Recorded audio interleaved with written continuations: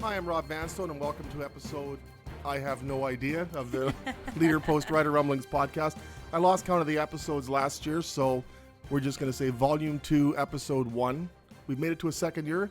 And appropriately, our first guest when we launched this podcast last spring was Ariel Zur, and who better to have with us to launch the second season, soon available on DVD, of the Leader Post Rider Rumblings podcast. Ariel, thank you so much for being with us. You're welcome. That intro music really gets me in the mood to do some sports casting. Doesn't it though? It's very retro 80s, very, I don't know, it feels very like I'm in the mood. I'm ready. It's sort of an invade a country motivational music too. So get the spears ready. What's the name of that song, Mark? All-Star. So, very fitting. By Brad Stones? Not by Smash Mouth? Oh. I usually say Leader Post Philharmonic Orchestra, but it's by somebody named Brad Stones. Is that a person or a group? I think it's a person. Okay. Anyway, let's talk football. Actual All-Stars? And there's a few to discuss. Yes.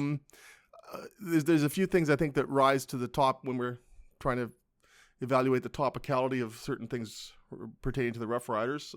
Freshest news is that Jordan Williams-Lambert will be heading somewhere in the National Football League by the sounds of things. I just got out of bed and you're more attuned to things that are going on. What's your take on the Jordan Williams-Lambert situation? Well, I mean, I can't, given that he had given, I think it was about 4 workouts to 4 teams. I think it was the Lions, the Bears, the Patriots, and the Giants. And that he had to file a grievance in order to get the right to be able to do that. I don't think it's surprising that he's getting this NFL opportunity. He signed a contract with the Saskatchewan-Roughriders before they brought back the NFL option window, allowing players in their second year to go to the NFL. He put in a grievance, and he essentially created his own option by winning that grievance, and so now he's getting the opportunity. He's the size that you expect an NFL receiver to be. He had a heck of a season. He has really strong hands. That was something when you asked Zach Collaros about Jordan Williams-Lambert. He always talked about his hands, and he was a hands catcher, and he had very sure hands, and I 100% agree with that. And it sucks for the Saskatchewan Roughriders. Obviously, their most outstanding rookie, their top receiver, arguably, I think not in yards, but in yards plus touchdowns. But couldn't happen to a nicer person, I would say. And I'm really happy for Jordan Williams-Lambert, the football player, to get an opportunity like this. Well, I remember these numbers didn't knock you out, but that's symptomatic, I think, of playing in an offense where the numbers didn't knock you out. Now, I'm also reminded of Dontrell Inman. He played a couple of seasons with the Toronto Argonauts and had very comparable stats. Didn't set the Canadian Football League on fire. His stats were quite similar to those of Jordan Williams-Lambert. And Dontrell Inman is still in the National Football League and is still making contributions, as you can see by watching the playoffs. So you don't have to be a 1,500-yard receiver in the CFL to get your chance down south, although it doesn't hurt in the case of Duke Williams Brandon Zylstra the year before.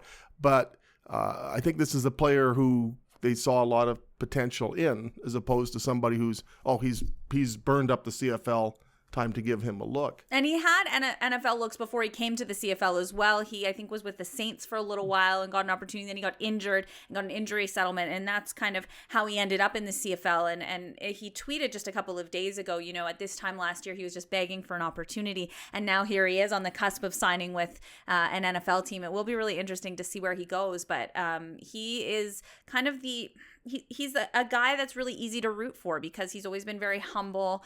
He's been through a lot in his life. He lost his mom in the last year. And I think he's someone that I think he could really stick, unfortunately for the Saskatchewan Roughriders and the CFL probably as a whole, someone who could really stick in the NFL. Worth noting, though, that if he doesn't stick in the NFL, because of the way the option window works, if he were to come back to the CFL, he has to come back to the Saskatchewan Roughriders, which is not the case with the free agents. When they get released, like Samuel Ogwavin or Alex Singleton or even Duke Williams, they don't have to come back to their teams. So what of the receiving core? Yeah, what of the receiving core that, wasn't, it's so interesting when you started training camp thinking this is the best receiving core in the CFL, right? Yeah. You had Deron Carter, you had Rob Bagg, you had Chad Owens, you had Bakari Grant, and you thought, how are any of these rookies ever going to crack this incredible roster. And then you pick up, Jordan Williams, Lambert, and Shaquille Evans, and Kyron Moore came on later in the season. And it's not that they were bad receivers, it's just that they were rookie receivers. And I don't think that helped the situation with the Saskatchewan offense. Not having those reliable veteran experiences. The things that you don't see, I think, sometimes as a fan watching or even as a reporter watching, I think is how many times did the rookie receivers get their route wrong? How many times did they not finish the route? And it's not to take anything away from their talent, because they were very obviously talented receivers. But yeah, it does leave a big question mark, because Naaman Roosevelt is a free agent. So that leaves a hole. Who knows if he's going to be back? And Jordan Williams Lambert was that guy. He was the reliable set of hands. Naaman Roosevelt was in and out of the lineup during the season with various injuries and I think a concussion.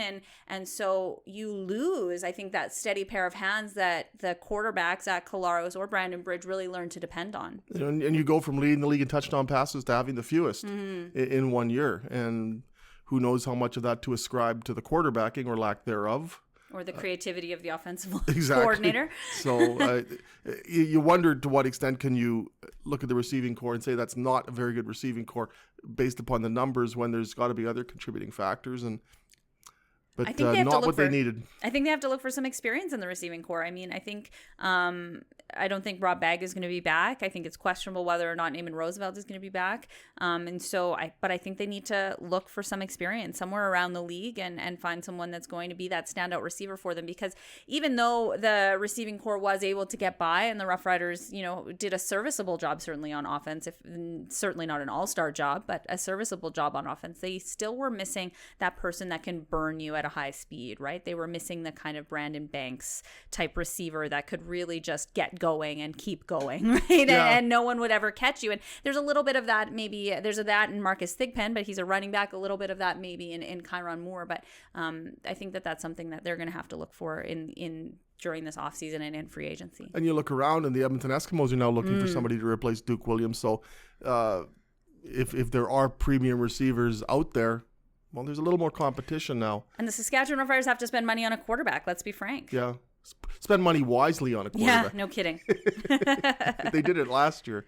I guess one of the questions is still swirling around is what about Chris Jones? Yeah. There's been reports that NFL teams, or at least what was the expression? Vetting is the word, kind of like kicking the tires. And we talked on the Green Zone with Jason Lackenfora. He was the NFL reporter for CBS Sports that kind of put it out to begin with. And he said the reason he got the name was he will ask GMs in the offseason, what's a name I've never heard of that you're kind of looking at? And he said these lists often at the end of the season, they start at 20 to 25 names, and then they start vetting all of the names, and they whittle them down to a number that they feel like they can interview. And so where Chris Jones is in that process, if he's been dropped off lists, but he said that there was at least 2 teams that he knew of that were looking and vetting Chris Jones. That includes talking to people who have worked with him in the CFL before, maybe when he was coaching in college, people that know him, and kind of going from there. And he said he says it's not sure if it's going to translate to an interview this year, but it certainly would keep him on the radar for next year and going forward from there. So it would certainly put the Saskatchewan Roughriders in quite the conundrum, not just because they would be losing their head coach, but because he wears all of these hats. You're losing your vice president of football operations. You're losing your general manager. You're also losing your defensive coordinator. So I think if Chris Jones was going to leave the Saskatchewan Roughriders, it's got to be soon. It's got to be, crap or get off the pot, because there's a lot of roles that they would have to try to fill in a very short period of time, heading into free agency, heading into a questionable training camp with a collective bargaining agreement being up in the air. There's so many things that they would have to try to figure out that you'd have to think that there's a window in which he would be able to leave, if he'd be able to leave at all. He is under contract, but you'd think there has to be a window in which he would be allowed to leave. And once that window closes, it's next year country. And we're still wondering about next year country with respect to Chris Jones's contract. The presumption is that they would want to extend his deal by at least a year to prevent the lame duck syndrome from taking effect or being a factor in 2019. So there's that. They've apparently signed Paul Jones to handle their player personnel. No announcement on that. No announcement regarding what their actual coaching staff will be. So until there's some clarity coming from the upper level of the Rough Riders, there's so much that's speculative about what direction they're headed in administratively and philosophically. And if you're Chris Jones and you're hearing the rumors that and your friends are being, people that you used to work with and friends of yours are being reached out for NFL teams, what's your incentive to sign a contract extension if your ultimate goal is to go to the NFL and coach in the NFL, which I would say that most players, most coaches would want that opportunity in their career, and that's just normal and natural. What is the incentive for Chris Jones to come back to Saskatchewan if that opportunity in the NFL is presenting itself? And so more than whether or not Saskatchewan is going to offer Chris Jones a contract extension, and I think it would be, given the circumstances over the last 3 years, prudent for them to do so, would he be willing to sign one at this point, or would he want to kind of see what develops with the NFL over the next little while and not be locked into a contract if that opportunity presents itself? And coincident to all of that are discussions, I presume, on where the 2020 Grey Cup should be held. The CFL is holding its GM's meetings this week in Mont Tremblant, Quebec. Did I pronounce that right?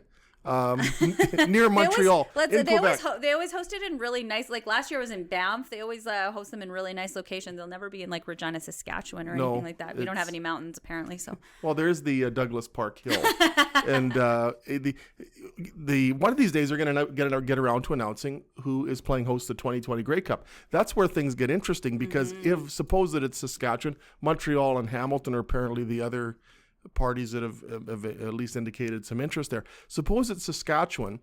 If they announce that they're getting the 2020 Grey Cup, I think one of the first things they're going to want to do is know what their football operations staff is going to look like. Now, can you get Chris Jones to sign through 2020 when there's questions about how soon might he be going to the National Football League? And he's pretty much done everything he can do in the Canadian Football League. It's pretty hard to begrudge him from going, but those interests may collide. Chris Jones wanting to leave his options open and the Rough Riders wanting some semblance of security through 2020 so that they know what they're building toward. There can be windows and everything that allow one to escape, as I'm sure you'd like to do right now. There's a window right there. But how do they make sure? How do they reconcile those two? How do they jive? Are they compatible? I'm not sure they are. And it's going to be really difficult because you want to field a competitive team going into the year that you're hosting the Grey Cup. You don't want to be the Edmonton Eskimos and miss the playoffs entirely the year that you're hosting. And so you're right. There needs to be clarity. There needs to be someone in control, and there needs to be someone working towards the plan. And that plan almost, if they get it for 2020, that plan almost has to start in 2019, doesn't it? It has to start as soon as the collective bargaining agreement has been reached between the PA and the league, because you need to start building up your roster and building up your budgets and all of those things behind the scenes that the football operations folks do that is way beyond what I can even comprehend. All of those things need to start getting laid. The foundation needs to be laid for all of those things starting in 2019 so that they can be competitive in 2020. If you look at the way the Rough Riders were building towards 2013, that didn't start that started years before. That didn't start, but they started it in 2012 really in earnest, I would say. And you look at as well the CBA and the timing of its expiration, which will be in May. Free agency period begins February 12th. So we're talking about a lot of schedules that really aren't jiving right now. What if February 12th comes and goes and all the marquee players are waiting to see what the salary cap is going to be? I would be shocked if they weren't. So what happens to February 12th? Is that crickets chirping when it should be an absolute buzz of activity? It's going to be an interesting day if they can't get this deal done by February 12th, and I'd be very surprised if they would be able to. The players don't have any leverage this time of year. And the players don't seem that interested in signing free agent contracts when the CBA hasn't been. I mean, everything that you've seen, the way they've been communicating on Twitter, and some of the players have been talking on Twitter, they're like, we're really going to go through free agency on February 12th, and we have no idea what the collective bargaining agreement is. We have no idea if training camp is going to start on time, depending on, how negotiations between the league and the PA go. So it's going to be a really tumultuous time. And I would be shocked if we saw a ton of signings. I mean, I think we might see some of the more of the minor players in the CFL maybe lock up contracts, because those are the people that might be on the bubble on whether or not they're going to be playing in the league. But I don't expect to see any big names, including probably quarterbacks. And there are quite a few free agent quarterbacks. I think think 5 or 6 of them, including Mike Riley, Bo Levi Mitchell, Trevor Harris, big names, right? Jonathan Jennings is going to attract some interest. Exactly. And I think he also got an NFL workout as well. So that adds an interesting wrinkle into it. But I don't see any of those guys, especially the quarterbacks who command the large salaries in the CFL, signing anything until they know really what the ceiling is going to be. And they're going to set the market. Absolutely. It's just going to be, and this happened in 2014, and free agents still got signed. The free agency deadline came and went, and there was still a lot of movement. And then come spring, they finally got a CBA done. But this one seems to have so many different dynamics. So many free agents too. There are so many free agents. I think there was an average of 28 free agents a team or something like that. It was a while ago that I did the math, but there's so many. There's so many players that are up for grabs and so many futures that are kind of hanging in the balance with this CBA and free agency and all of that stuff. And then add into the new leagues that are starting up, the AAF and the XFL is coming and all of these things. And never mind that players want these NFL opportunities. And I think we're seeing in a lot of ways an off season like we've not seen in a long time as far as CFL players going to the NFL, and it's just this perfect storm of, I think, uncertainty around the league right now. And amid all this, they're going to Mexico. Yeah, which is like whatever reason. And I wonder what the PA thinks about that. You know, and you've got you've already got the ratio between the American players and the Canadian players. How are you going to work in, how are you going to work in a Mexican player? The rumors are that there's going to be 1 player per team. How does that work into the ratio? Those are the answers that we don't have. And Randy Ambrosie was talking to, I think it was Ted Wyman of the Winnipeg Sun, about Germany being interested in a lot of these European leagues, and that they're talking about partnerships with Europe. So it's really, I'm really intrigued with the direction that Randy Ambrosie seems to want to be taking the CFL, making it less less Canadian, or I'm really, I don't know, and I would be interested to hear more about what his plan to grow the game is, but still keep it, at its core what we want it to be, and that's Canadian football. And how widely is the league represented in Canada? There's all sorts of talk, obviously, about the Atlantic Schooners. Mm-hmm. As far as last time I checked, there was nothing even resembling a stadium there. Yet there's talk that Eric Tillman is already their guy as far as laying the foundation, but there's been nothing tangible as far as moving ahead with a stadium. And when is that expansion draft going to happen, and when are these teams going to have to start worrying about, and that's another thing that could be a wrinkle for a 2020 Grey Cup, certainly, is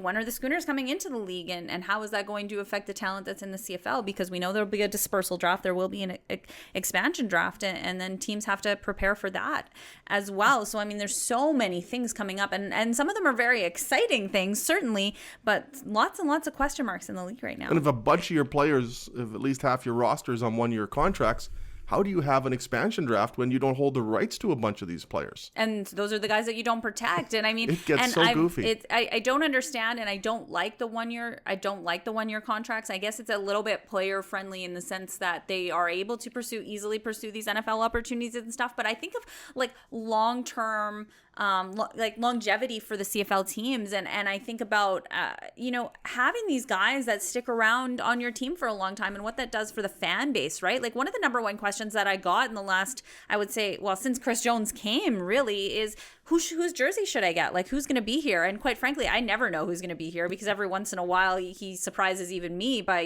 cutting Jerron Carter in the middle of August, or you know what I mean? And people that I think are safe, I don't have the answer. Often I recommend someone like a Willie Jefferson, but even he's can't still go wrong with George Reed. and that's what I mean. And that's kind of the thing. You kind of have to, I think you kind of have to go, if you're going to be safe with a jersey pick, you're going to have to go retro. But that's the difference between back then and now, is that there's so much movement now. And so how do you establish a marquee player, a franchise player, when players are moving around so much? And where's the incentive for the players to agree to take the 1-year contracts and wash them away? Because in essence, they're always playing on 1-year contracts anyways. Look at Derek Dennis, signs with the Rough Riders in 2017, multi-year deal. Well, they just flush it after a year. So it's always been at the pleasure of the teams that the players the players that are employed with a team for more than 1 year. Weston Dressler signs a 4-year contract, kaboom. So John Chick So the players can sign a contract in good faith for multi-years. There's no guarantee, multiple years. There's no guarantee that they're going to play with that team for the duration of the contract. In fact, that's likely not going to happen. So they've got to build in an incentive for the players to want to sign for more than 1 year if the 1 year contracts are going to remain. And I can't see why the players would give that up, because it gives them freedom of movement. It gives them the ability to capitalize on a good year. If you're on a multi-year contract and you have a bad year, the team's probably going to ask you to renegotiate it or cut you anyway. And if you have a good year, you're probably locked in at a salary that isn't commensurate with your current standing within the league. So where's the incentive for the players to serve up that 1 year contract? And because it doesn't work to their benefit to sign for 2 or 3 years, it might factor into a nicer bonus at the start, but... Or maybe you don't like the head coach. Maybe you don't like the direction that the team is going in. Maybe you don't like the way that the team is using you. And we've heard that, over the years from players, that they're not happy with the plans that the team had for them or how they were being used. And so you're able to, under a 1 year deal, know that it's not permanent, right? That you can have a year where you don't jive with the head coach or jive with the vision of the team, and you can find a team that might appreciate you more. And I think that that's attractive to players. I mean, in regular life, if you're in a job where you don't feel like you like your boss or you don't feel like you're comfortable, you can leave that job and find a new job. And that's, I think, attractive to athletes as well. And you get players who get caught up in the change of football operations. Mm-hmm. Weston Dressler signed the 4-year contract with Brendan Taman. There's no way on earth that Brendan Taman would have cut Weston Dressler. They would have renegotiated that contract. John Chick didn't play for market value in 2013. Mm-hmm. The understanding being that in contracts beyond 2013, they would make it up to him financially. Right. But then Chris Jones come in, and the gentleman's agreement is washed away, and goodbye John Chick. Right. And so you get these players who take one for the team. Right? And what good did it do them? They got Grey Cup rings. That was nice, but what good did it do Weston Dressler and John Chick financially to make commitments to this football team? Yeah. The management changes and everything's wiped clean. Yeah, and there is no guarantees, and it's interesting because there are guarantees for the people who wash away those contracts, right? The coaches, the general managers, if you are going to let them go, they're probably getting paid for the duration of their contract. And that's one of the things that is, why a lot of people applauded Darian Durant for taking his signing bonus and retiring, right? Yeah. Lots of people in Winnipeg were mad at him for doing that, but that's exactly, that's almost like flipping the coin. That's something that the players don't often get to do. Often they lose out on money that they were supposed to be guaranteed by a team, right? And so it's very interesting in that regard. And I also think it's very interesting because in speaking in contracts, I don't know how many people saw Ed Gainey tweet earlier this weekend, but he tweeted about how it was interesting that coaches are able to interview for NFL opportunities or perhaps pursue NFL opportunities, but players under contract, unless you are in an option year like Jordan Williams, Lambert, or another rookie, they can't pursue their NFL opportunities. Like, he couldn't go to a workout if a team wanted to work him out because he's in the middle of a contract through 2019, but his head coach could go probably interview for an NFL job. And this is, you're getting the players who are speaking out a lot about the inequities in the system. Mm-hmm. And they sort of started hinting at that and making some noise about that in 2014 before the CBA was negotiated, not to the satisfaction of most players. But you're seeing now that a lot of the players are saying, okay, well, why is there this double standard? And that's one of the reasons why the football operations salary cap is now in effect. And I wonder, if the league put that forward as sort of an olive branch to the players, and if they're sincere about it, or if they're putting that forward saying, okay, we'll use this as a negotiating ploy. Say, okay, see, we've got these salaries under control. So now players, you've got to work within certain parameters. We're trying to control this. And then once you get negotiate a CBA, then the CFL is free to say, okay, so much for the football operations salary cap. It's open season again. And the other thing that we're seeing a lot of is players complaining because the CFL told the players they weren't going to get paid their off-season bonuses. And there's a lot of players that struggle to find employment in the off-season. They go back to the States and they're going to be coming back to Canada in like 6 months. So who's going to hire a person who they know isn't going to be in the job in 6 months because they're going back to Canada to play football. And so not only have they taken away, not only do they get paid in Canadian dollars, which dropped significantly, they know that going in. and I'm not saying that that's a reason not to play in the CFL, but now the CFL has said you don't get your off-season signing bonus, which is something that a lot of players depend on to kind of bridge the gap between the end of the season in November and the start of the season in June. And that's been taken away because of the collective bargaining agreement. So there's a lot of players that are unhappy with the way they're being treated in the league right now, and in some ways a blessing.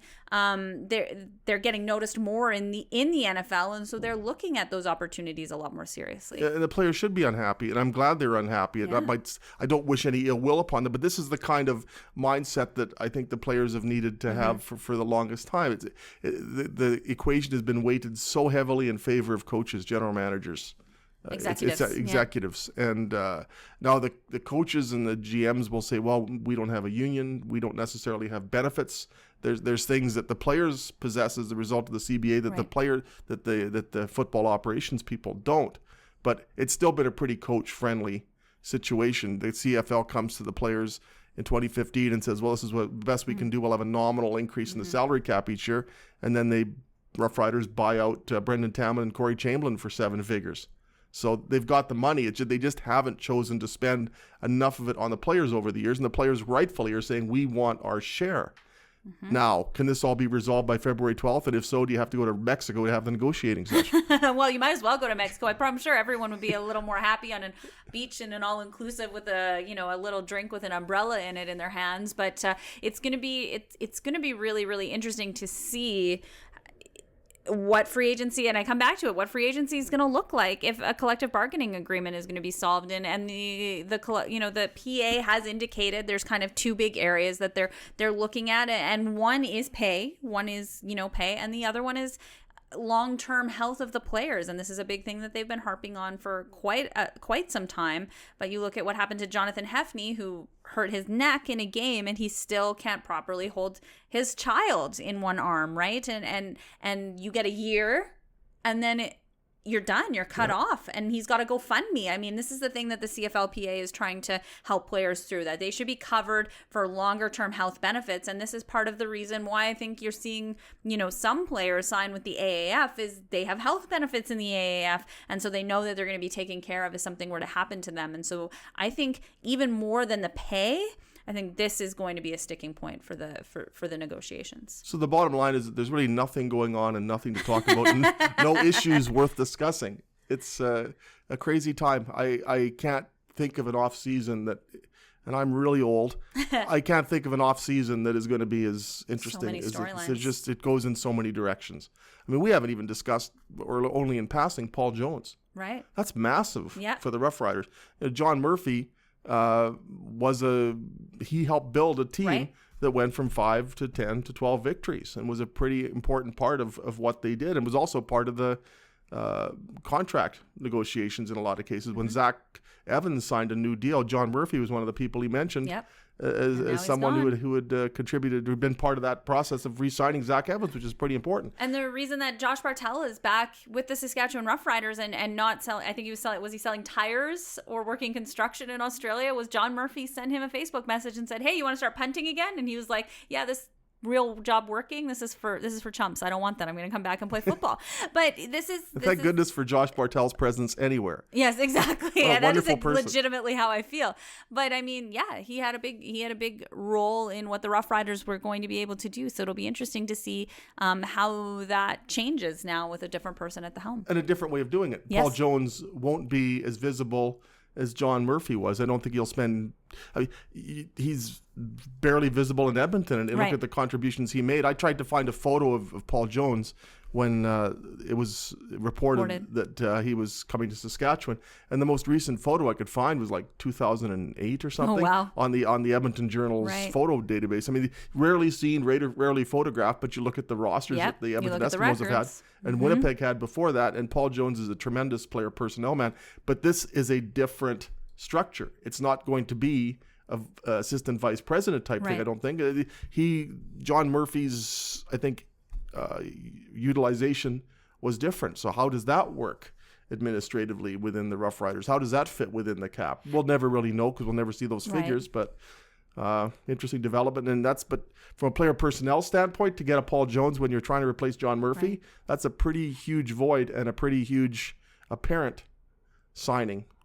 And especially now when you think there's going to be there's some question marks about Chris Jones's future, right? And being able, and he is the general manager, he is the vice president of football operations, he is the head coach, he is the defensive coordinator. And if he leaves for an NFL opportunity, it becomes an even bigger pickup, I think, for the Saskatchewan-Roughriders to have someone like Paul Jones' caliber to be able to step into one of those roles, probably with a lot more ease than going out and making a big search for that person. I think we've used up most of our allotted time. Actually, we don't really have a time limit, so we just go as long as we want. Mark, are we done? You're at 30 minutes right now. Okay, 30 minutes. I think we're well done. It's been 30 minutes, so I need a meal. I can't go this long without eating. Stick a fork in Rob. He's finished. Ariel, anything you'd like to say in any other final thoughts before I mercifully allow you to get on with your day? Am I supposed to have final thoughts? Now I feel like I'm on the hot seat. You have to change the world in 30 seconds with something that's so profound. No? No, I don't got it. I don't got it. Have a Diet Coke with lunch. Ariel, for those of you who require some illumination, and I presume you don't, if you follow the Rough Riders, Ariel is a rider reporter for CKOM, CJME, the Green Zone, and a tremendous professional and a tremendous person. And we're so glad you're with us today because nobody's going to watch this. It's just me. I'm so happy to be here and happy to join you. And I forget my name at the moment, but that's Ariel Zur. I have to read. Mark always points at me because I forget to read this thing.